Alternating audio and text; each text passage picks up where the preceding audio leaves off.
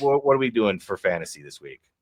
It was somebody who I was very happy to trade away to you last season after he got his third concussion of his short career, Chris Olave.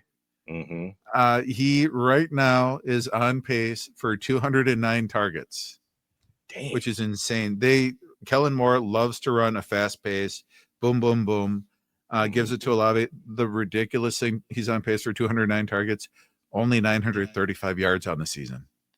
Wow. So it's all short stuff. So if you're in PPR, that's making Wan'Dale Robinson feel manly. But at least he's giving him a lot of chances to get the ball, try to do something with it after, try to get some yak. Don't hate on Wan'Dale Robinson, man. He's a little dude. He's a little guy. He's like this. Yeah. He's like this tall. Dude, he's so good at that, though. I like Wan'Dale Robinson, man. You got to have a guy like that. He just happens to be on the Giants offense. Maybe he'll blow up this week with Jackson Dart. But he's like Randall Cobb. He's really good for short stuff, and that's it because he's short stuff. Yeah. So I like Olave just because everyone's gonna. I think you can get him for less, just because of that injury history. And why not give it a shot? It's a new coach. He's gonna get a lot of targets. Why not? And they're gonna be playing from behind against the Bills, right? Yep. They're not gonna be running a lot, so why not? He's gonna pull in a Turd Ferguson kind of week, where he's going to get 15 targets, 17 targets. So he's worth a play against a pretty good defense because he's just going to get a ton of targets. I can see that. Yeah. For PPR, I think he can probably get him for, not too much. So yeah. And by the way, Dave, he's a good target.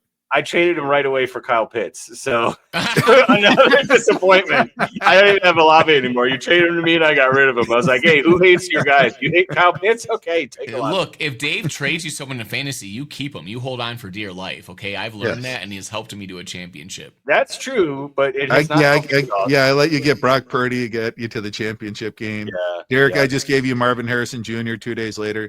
Marv got 6 for 66. Yeah, Mark of the Beast finally got a touchdown. Now he's going to start rolling. Yep.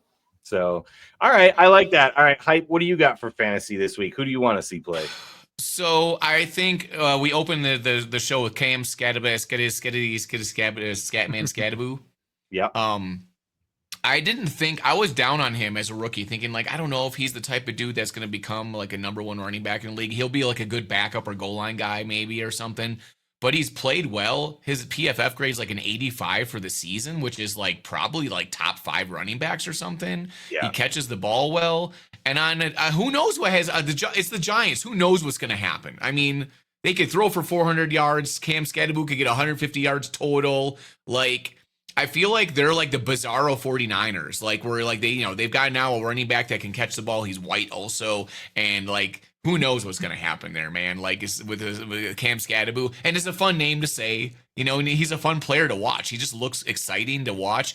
And somehow they transferred over from college. I thought in college, like, everyone else is not as good, so he can do that. But in the NFL, he wouldn't be like, a starter. He would be maybe like, a 1B running back or a backup.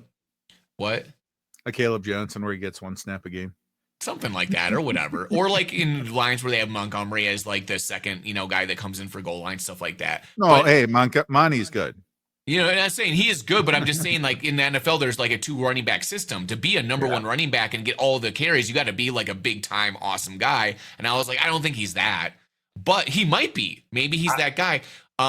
So that's somebody obviously like, he did well, so it might be hard to pick him up off the waiver wire. He might be gone already, but he was on the waiver wire for a lot of leagues, recently. And then if you want to, try to go for a Matthew Golden this week, or if you're not sure to start him or not, or you want to trade for him, this is probably the week to do it because he might have a lot of opportunities and a lot of yards against the worst defense in the history of the league. So, this is probably a game where he could go off and like, or maybe he could be good trade bait after that game if you want to, get rid of him or something like that because he's on a team where there's just like 18 wide receivers, right? Yeah. So I like that because Green Bay being without 3 offensive linemen this week, Dallas, their pass rush isn't that scary, but if you have 3 offensive linemen, I don't think you're going to try to run as hard.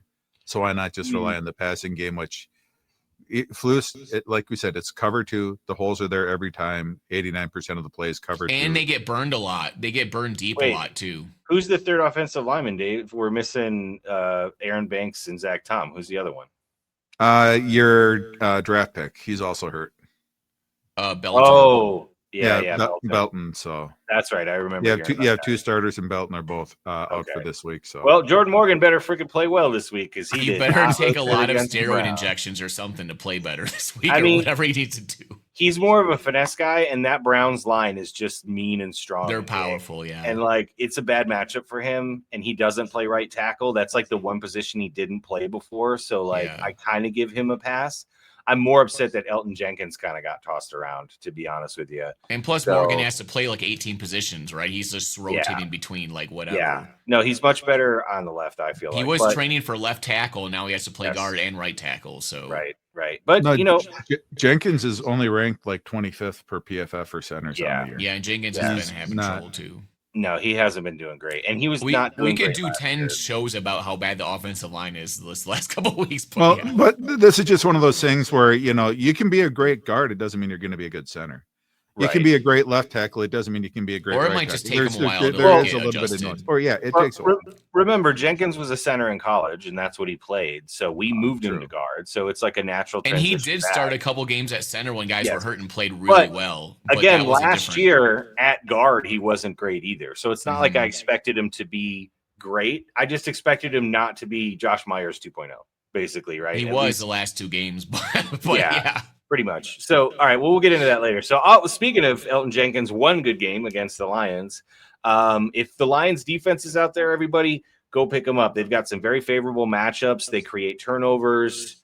The offense is going to score a lot, which means the Lions defense is going to get a lot more sacks. They're going to get a lot more chances on pass defense, which can create turnovers and sacks and points on defense. So I think the Lions defense the next couple of weeks has pretty favorable matchups.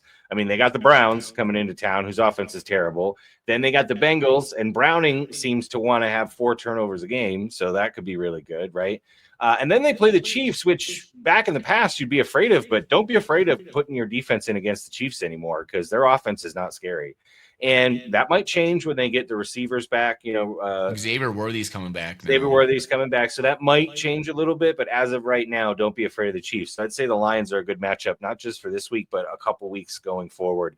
If you guys can pick them up and you need a defense, think about picking up the Lions. Because remember, it's not about the points they allow as much as it is about turnovers and sacks and things like that. That's what you want, big plays on defense to get you points.